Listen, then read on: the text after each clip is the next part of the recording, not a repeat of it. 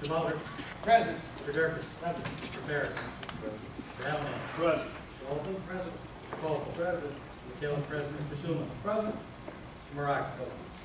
Please stand for the pledge of allegiance. To the flag of the United States of America and to the republic for which it stands, one nation, under God, indivisible, with liberty and justice for all.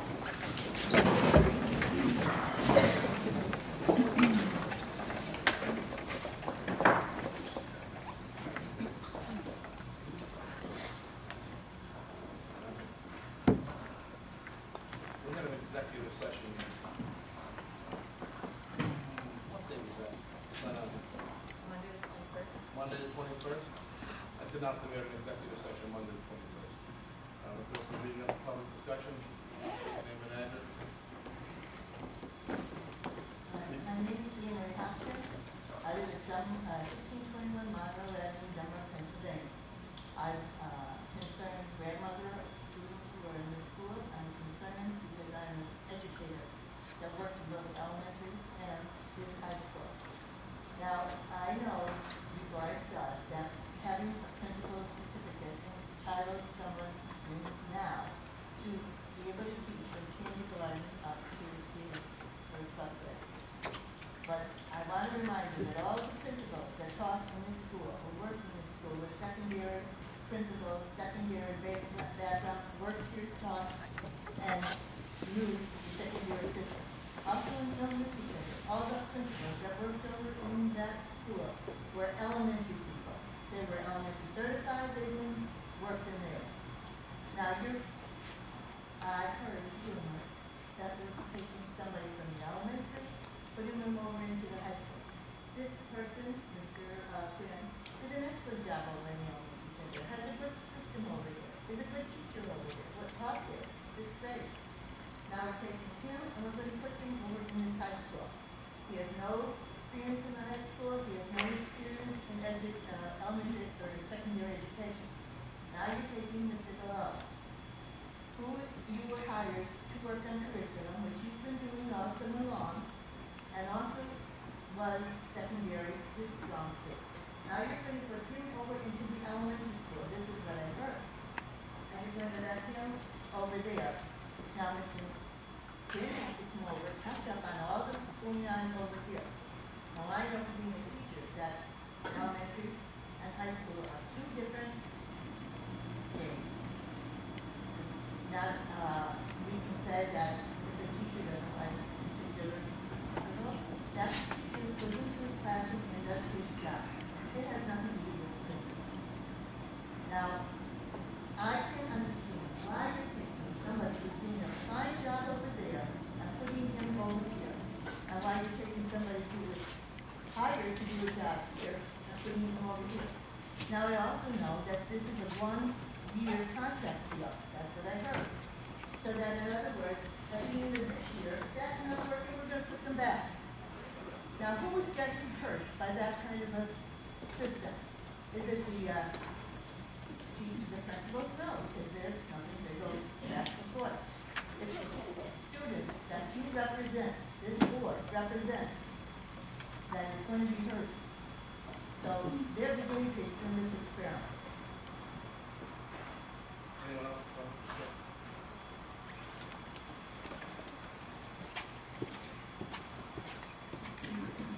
Ward, Chris Frank, 227 Chestnut Street in Dunmore. Just one clarification. The last month's agenda had the communications for facilities and equipment use, and the last I don't recall it being addressed. It may have well the Scranton track football game will be played here, or as a decision to be made on that. Yeah. Here. Okay. And we'll honor faculty passes and senior passes. Very good. Well, I just thought we should lay that out. Yes, that's right. Yes. The other question I had was the article from June about the bus contract and it being overpaid by $250,000. It didn't say in the article what the original contract was made was for. Is there a number that can be shared? Well, I don't think it's. I think our bus bill is over $250,000. That was the auditor came in here and they were by what they call a state formula, which is set up for the more mileage you travel, there's a rate that the state gives you, the bus driver, bus company, to pay that. Well, we have bus runs that only go 10 and 12 miles for the full day, as opposed to 200 like some others. So that formula doesn't fit our school district. And they're out, they've made that audit citation in a number of districts, especially the urban districts. We don't travel that far. So I don't know who's going to bid a bus contract if you travel 11 miles, and pay $80,000 for a bus, and get paid, $100 a day for that. So I think maybe Ms. Lopaka can explain a little better than that, but that auditor, we didn't agree with his finding.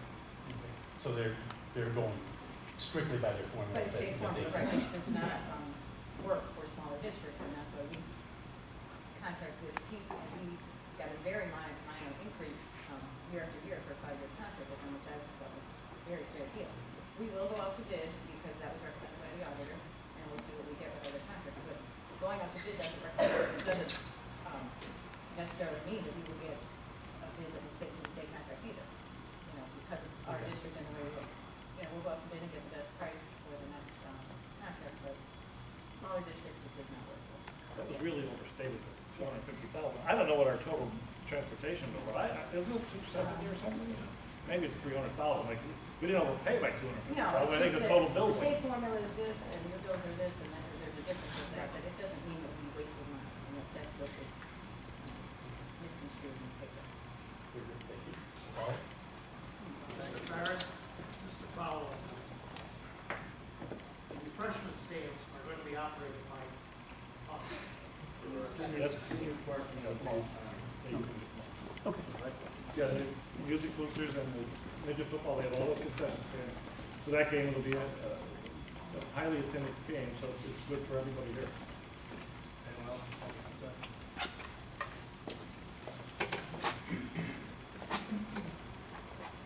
Good evening, gentlemen.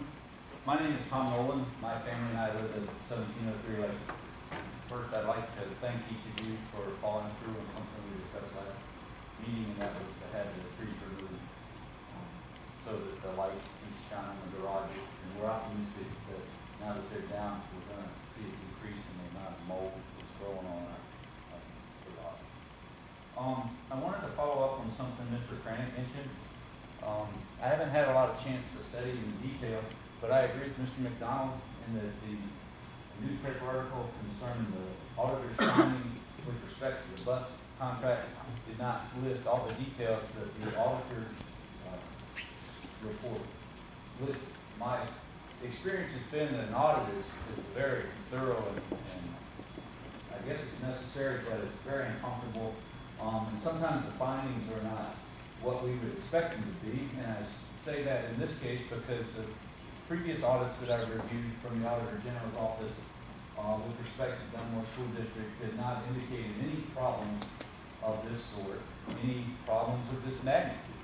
So this, in fact, is a new thing. My understanding is the Auditor General's office comes around to the school districts throughout the state of Pennsylvania every couple of years. My memory is we've had over 500 school districts, and they can't get around every year, so they go every couple of years. So the number that's being tossed around, which I believe is slightly over $250,000, represents the findings for the school year 2010, 2011, and 2011 to 2012. Now, this was my own math to determine this $256,000 overpayment. But to follow up on the previous speaker, my understanding based on the table that's in the Auditor General's findings, which may or may not be correct, is that the contracted cost for the buses for the school year 2010 to 2011 was $290,000, and from 2011 to 2012, the contracted cost was $315,000. So this number was above that. So again, I agree the previous discussion that the paper wasn't complete. There are more details than I guess it's posted on the web, and you can always find it. Another piece of information that came out in the discussion and was also in the Auditor General's finding was it was a 5-year contract. My observation is that sometimes contracts can be broken, but rarely without consequences. So that if you sign up for a 5-year contract, typically you're committed to execute that contract. So that when this contract expires, it might merit consideration about the duration of the next contract. For instance, it could be a period less than 5 years.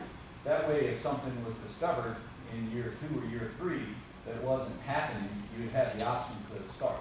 Another alternative for awarding contracts would be to award for an initial interval and then have them renewable if the initial interval is successful. In this case, you could take an initial interval of, let's say, 2 years, and you could have 3 one-year renewable terms. So you would still have a 5-year contract, but the board would then have the option to execute years 3, 4, and 5, and would, again, give you the latitude to observe how the contract is going. And again, in this case, prior to this report, it appears that the contract is going okay, meaning that there wasn't complaints about the bus quality of service, there wasn't complaints the buses were on time, there wasn't complaints the buses were not properly maintained, that the heat didn't work. Previously, there were no complaints to the buses. But if you had this sort of 2-year up front and 1-year renewable technique when you award your subsequent contract, it would allow you to have the Auditor General come around again, take a look at what's going on, and give a second set of eyes to verify that what's happening is appropriate or without comment. It's really weird when these guys file Auditor General reports. If you don't read anything, it means everything's going okay. It's really kind of unusual. The other thing that's interesting in here, and this was noted both in the paper and in the Auditor General's finding, is that this contract wasn't put out for bid. And like the administrator has said, just the fact that the contract's putting out for bid doesn't mean the price is going to be low. So that's no guarantee of anything. Even the option that people would bid, people might not bid. However, there might be a certain threshold that would suggest to the board it would be appropriate to bid. And I'm not certain what that threshold would be. I don't have a detailed knowledge of the budget. I don't know the various projects that undergo routine evaluation at the school. But I would like to suggest that there might be some threshold, some dollar amount that it would lend itself to be appropriate to bid. And I'm not sure what that would be. Would that amount be $100,000? Would that amount be $50,000? Would that amount be 1% of the annual budget? I'm not sure what that is. But some organizations have a threshold in which they determine it's appropriate to bid out a contract. Now, my understanding from reading the newspaper and what's in the Auditor General's finding is that the board is not required to bid this contract. They did not bid this contract, and there's nothing wrong with that. But there is an option. My understanding of how the school board operates is you operate and you follow all the rules in the state of Pennsylvania, and then anything that you set locally is going to either meet or exceed the state or the federal guidelines. So that even though the state doesn't require apparently this contract to be bid, and it wasn't clear to me if it was not required to be bid because of the dollar amount, the type of contract, or why it wasn't required to be bid. But even if the state doesn't require that this contract be bid out, it would be possible for the board to adopt a policy that a contract of such magnitude would be bid out. That doesn't mean anything's going to get better, but it would show perhaps to some people an additional fiduciary responsibility. Finally, as many of you know, the soccer season is upon us, and we've had some discussions before about soccer, and it's important that all you know that something happened in the mix. I don't know if it was PIAA or if it was the Lackawanna County Conference, but they juggled all the teams that the soccer that we're playing are opponents. So, for instance, last year we played Mid-Valley over in Truth. Played them twice, one home, one away. This year we're playing them twice. Or I'm sorry, we're playing them once. And so a change would be normal from year to year. But this season, it seems to have really changed. And many of you probably know that the school website has a link to something called Schedule Star, which lists the schedules for our athletics. It's really good because it lists them for all the high school athletics. It's very convenient for parents to go there to get the link to figure out when their kid's going to be going places. And I think going places is the way to think of it because I've been looking at the girls' varsity soccer schedule, and it appears out of the 12 games that are scheduled, that 8 of them are away and 4 of them are home. And it appears in a list of new opponents that the team will be playing this year, some of these games are really away. And that would include places like Lake Lehman, Western Wayne, Holmesdale, Montrose, Mountain View, Elk, and Elk Lake. So there's going to be a lot of time spent on the buses. And I'm glad to hear the buses are running well. But it's appropriate that we look at the balance of how much time the kids are spending on the bus. Thanks for your time. Thank you, Mr. Noel. Anyone else for public discussion? Brian Petsko, 234 West Durkin Street. At the last school board meeting, we were talking about the junior high soccer, and it was brought up as a possible new club team. Nobody ever got back to me on that. Last time, I believe there was a woman here that was going to raise money. Right, and what I think the question I were when he's came from was to see if there was PIAA about that. Right. I did give it to Mr. Rinaldi, for a month. I think he said he would look into it, but we were kind of waiting to see about if you guys wanted it. We were kind of waiting to hear back from you. Didn't we ask you to call us or write us?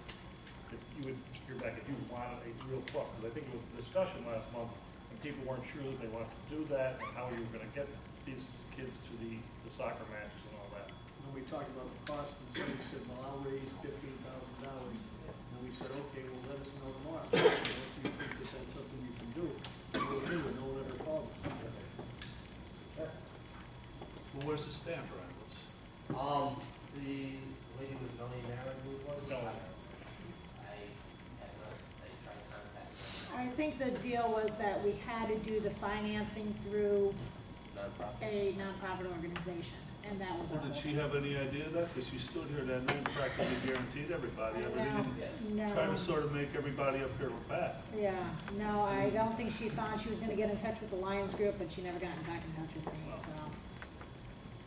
Yeah, I mean, Brian, you need help raising money, I'll help. And I'm sure everybody up here at this Well, table. like I said, We it's told not- you that, Mr. Noel. Yeah, I mean, no, that's- absolutely, it's not the problem of raising the money, it's the problem of filtering the money through something, like a club or Yeah. something, yeah.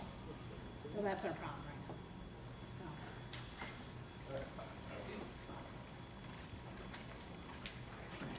Anyone else for public discussion?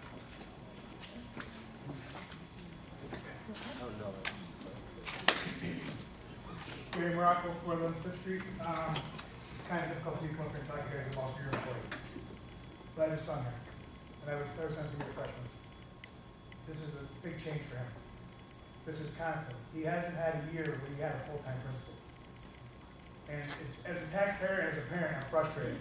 But it's also hard for me to get up there and complain because I work for you guys. It's getting out of hand. And I'm just frustrated. And I feel a lot of parents here are also frustrated. I'd like some stability for my kids.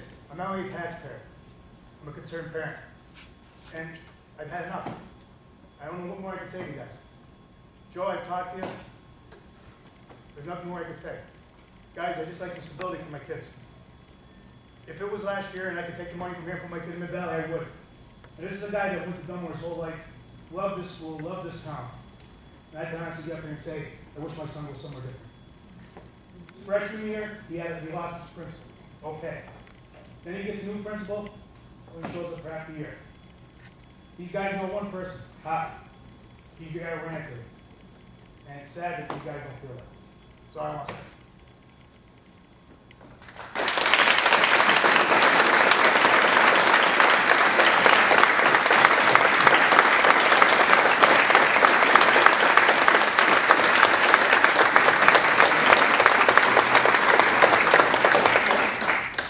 Anyone else for public discussion?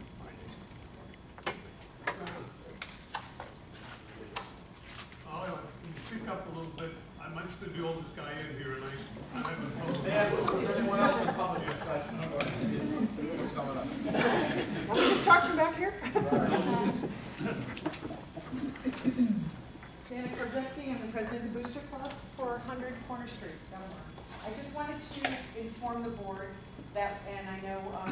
internet knows, and I know Ricky knows, we've taken down the banners in the gym, and as we paint the gym, and as we did, they're falling apart in our hands.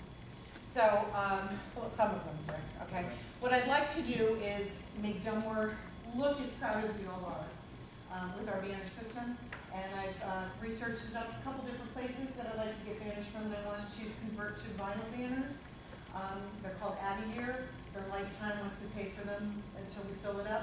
It's one cost and done. They're going to run us about, they're going to run the Booster Club about $450 a banner. I'd like to break out the girls' teams from the boys' teams so that we have equal representation on the walls, and maybe add a couple because some of our teams have, you know, small town, but we're great in sports. So some of our teams have done very well, and I'd like to give them recognition, as well as, you know, 1,000 Point Club, a couple things like that to the walls. So I'm going to start a campaign to get people to help me fundraise, either sponsor businesses, families, individuals, sponsor a banner. You know, maybe all your kids always play volleyball. Looking at you, sorry.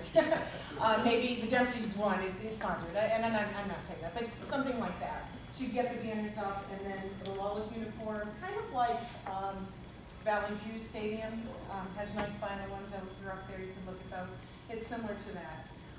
Get our color scheme going. So I just wanted to let you know that I was planning on doing that. I know Antoinette, we already talked about it. I didn't know if I needed approval by the board to do that, but I don't have enough money in the booster account to be able to handle that on top of all the awards that I'm always buying, but I'm going to try to fundraise. So I just wanted to let you be aware, because I might try to get something in the Scranton Times or the Dunmore to get it out to the community so that we're not always pulling the money out of the parents' pockets to do everything for the school. Yeah, how many banners are you looking at?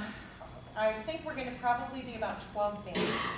I initially thought we were going to need about 15, but looking at it again, I came over last week, and Antoinette and I, you know, had gone through it, and it'll take from time that I get it to the printers to the paint or down here ready to be hung.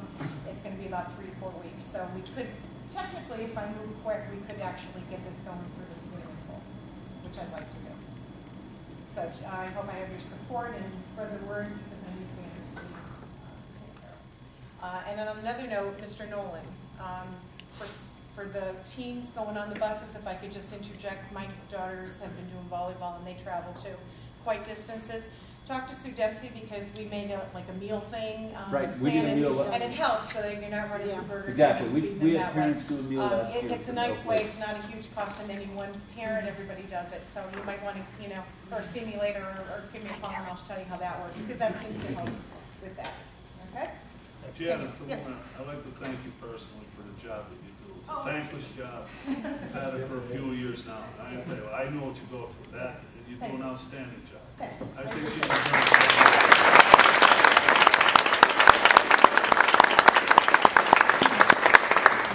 Is there anyone else? Public discussion? I'd like to speak.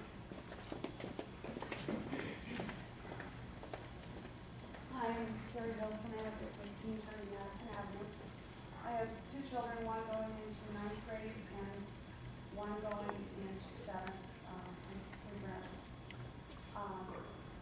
I'm here to support Bob Morella to stay as principal of the high school and middle school. My experience with my son so far in middle school, there has been an issue that he and I needed to address. It was addressed with discretion and good judgment. The children, actually young men and women in the high school, have high regard for him, and struggle with that higher in the middle school and high school. Mr. Quinn as well, I think, is well suited to the elementary center. Why the switch? I have no idea what the background is on it. It seems arbitrary to me. This came out of left field. I just found out about it last week or the week before. So I just wanted to come and speak and appeal to you to leave, as is where our principals are. I think they're well suited where they are, and especially Mr. Crowell. Thank you. Is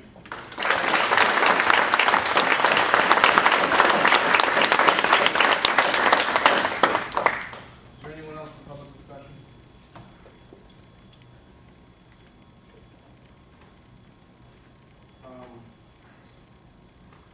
Gullo here? Right here. Bob, would you come up here, please? Sure.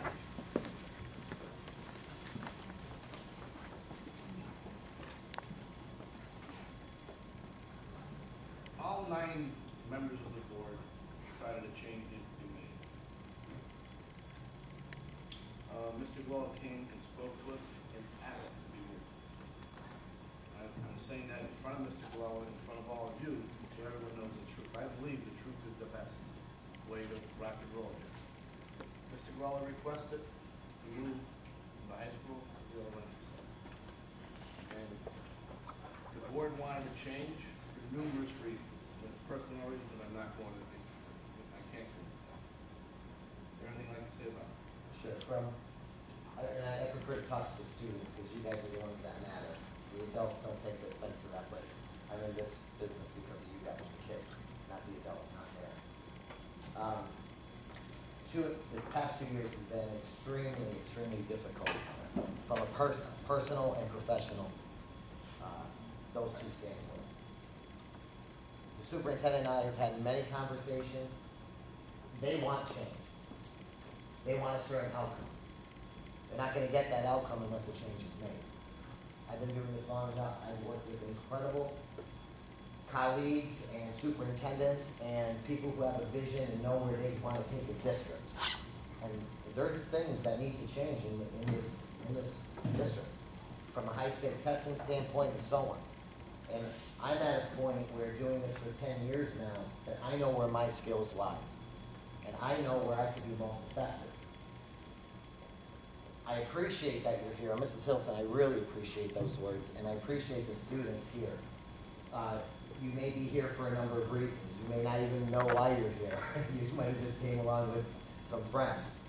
Whatever the reason is that you're here, you need to know that Mr. Quinn is going to come over and do the job the right way. He contacted me, because a lot of people, from what happened a couple years ago, that's still festering here, and it develops a culture, which is not good for you, for students. It's not good at all. We need to have a vision, we need to have a focus of where we're heading for you, for your education. And things get blinded by that. We have a great rapport with each other as students and principals, and that may be something that you don't want to lose. God knows I don't want to lose it, but I also have to think of where I'm heading. I want to be, and I know I will be a superintendent someday. I've been offered those positions. Now, this brings me, personally and professionally, this is a great opportunity for me. Because now I have been a principal on every level. And this is something that when these gentlemen spoke with me and told me where they were heading, I know where my skills lie. And I know I can't be effective in reaching the outcome that the superintendent has told me. I told Mr. McDonald straight up. As long as I'm in this position, I'm never going to be able to meet that outcome. I'm never going to be able to get to where I want to go. As Mr. Farris says, that's behind the scenes. That's for things that we have to deal with administratively, and there are things that we wouldn't bring up here at a public board or a work session. But this was something that I did say to them, and please consider, there's not going to be a middle school principal anymore. Because that's where I came here, and my wife, if she was here, she would be shaking her head yes. When I was first here, I said this is the place that I found that I could retire from. And as every year went on, and then these past 2 years, I've been looking elsewhere. And then I finally said to myself, no, I'm going to stay here. I've been consistent with the board, telling them why they need to look at a change. I've said it to teachers. Our weak link in this district is not teachers. It's not kids. And it's not families. It's administration. We're the weak link, including me. We're the ones that have to get better and do right by this district. And this is, I think, heading in the right direction with this change.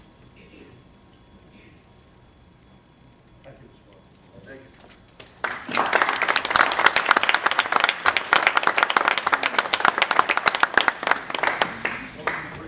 Chairman, motion that permission be granted to the following for use of district facilities and equipment.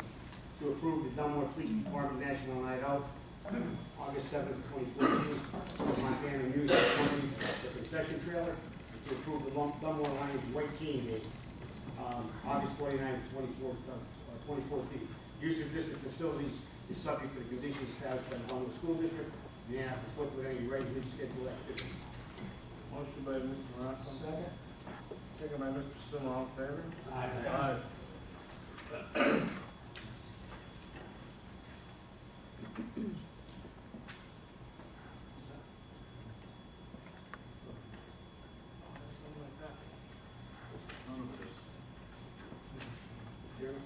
Chairman, to approve the minutes of the regularly scheduled meeting on May 21st, 2014.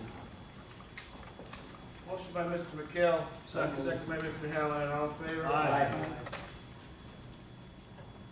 Motion approved.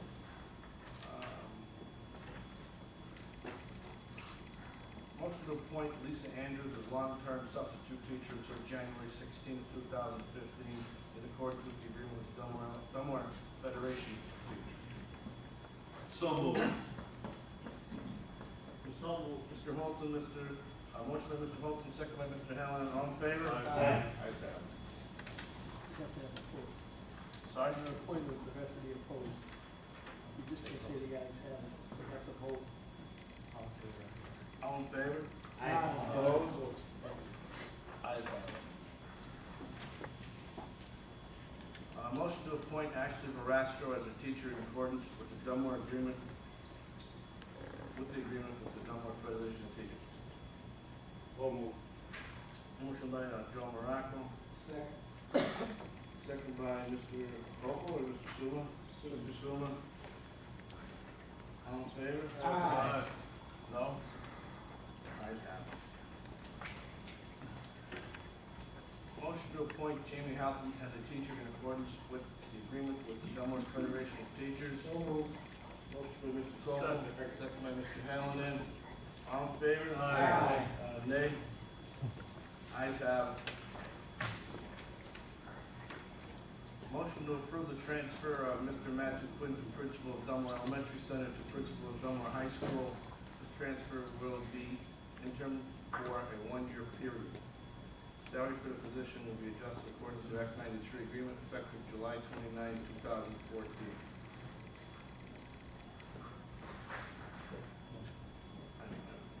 So, Mr. McHale, motion second by Mr. Holtham. All in favor? Aye. No? Mr. Chairman, I vote No. no. Let's have it recorded. We have a roll call vote. It has to be recorded in the minutes as to where everyone voted. Mr. Butler? No. McHale votes yes. Mr. Farris? Yes. Mr. Summa? Mr. Summa votes no. I'd like to say, I'm voting no because I believe Mr. Quinn is doing a fantastic job in the elementary center. Not saying he's doing a good job over here as a secondary principal, but I feel the primary grade is very, very important. And just like we're building a building, the foundation has to be right. And he's doing a fabulous job over there. And I think we should remain as same. Mr. Durkin? No. Mr. Kofel? Yes. Mr. Holtham? Yes. Mr. Hallinan? No. Mr. Muracco? Yes. Mr. Chairman, I'm voting yes because I respect Robert Butler, what he had to say, and we had conversations with him, and he wants to move this district forward. Thanks, Bob. Motion passes 5-4.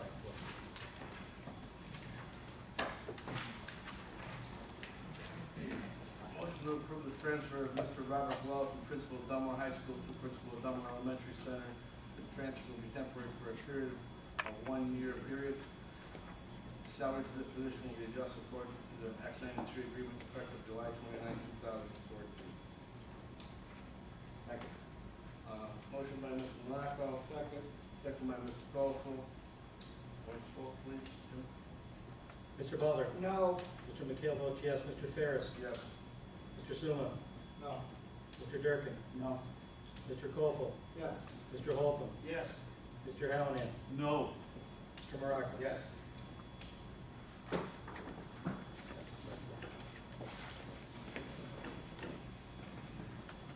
Motion to appoint Tara Cooper as gifted teacher for grades 7 through 12 in accordance with the agreement of the Dunmore Federation of Teachers. Motion by Mr. Kofel, second by It's a little extra. Second. Mr. Muracco, all in favor? Aye. No? Ayes have it. Motion to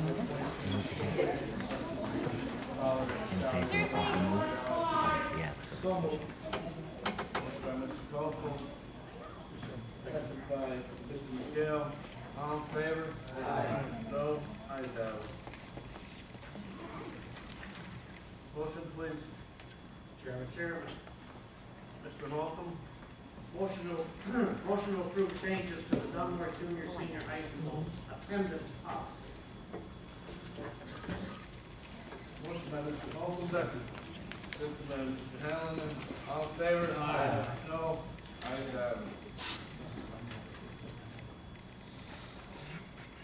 Ricky, you want to explain any of that? We have an attendance policy currently. We also have many students who are missing way too much time, coming in late. We have some students here tonight. And the teachers and our administrators got together and come up with a policy that is going to be enforceable. And we want students to start attending school. I'm looking over you guys, I'm not saying it's you guys. There are students who miss 30, 40, and 50 days of school a year. And these upgrades will, if they don't come, then the possibility of failing the year is going to exist for those students. So it's a way to get the students to take school much more seriously and to come like they're supposed to come, and it's going to work for the students first and for our teachers second. So they have concerns too, and so it's a lot more stricter policy. That's all. Thank you, Mr. McDonald. I'll say one more thing. The administration will be going over this with you the first or second day of school, every student in this school. Motion, please. Mr. Muracco. Motion to approve the payment for the list of bills in the amount of $384,320.23. Motion by Mr. Muracco, second by Mr. McHale. All in favor? Aye. No? Ayes have it. Motion, please. Chairman. McHale. Approve capital project payment, one CDW government, $2,626.24. Two Simplex Grinnell, $5,117.76. Motion by Mr. McHale, second by? Second by Mr. Hallinan. All in favor? Aye. No? Ayes have it. New business? Anyone else this time? Hold on, Mr. Chairman, 1 minute. Mr. McDonald, we have a lot of jerseys down there that are retired. Yes. Was this looked into about retiring Sarah Ross's jersey, being that she was first team All-State? We're staying on sports team there tonight. We will look into it, Mr. Donovan. Is she first team? Yes, sir. Thank you, Mr. Hallinan. President report, next this time, superintendent's report. I just want to say, we have changes that were made tonight, and sometimes change is difficult. Sometimes change is necessary too. I've spoken to both Mr. Galella and Mr. Quinn, and they both are excited about their new positions, and they both pledge to work as hard as they can for the betterment of the students in our schools. So that's where it's going. That's all. Thank you, Mr. McCown. Motion, please. Motion to accept the President's superintendent's report and make them part of that. So moved. Motion by Mr. Muracco, second by Mr. Hallinan. All in favor? Aye. Motion to adjourn the meeting to follow, Chair. So moved. Motion by Mr. Hallinan, second by Mr. Crawford. All in favor? Aye.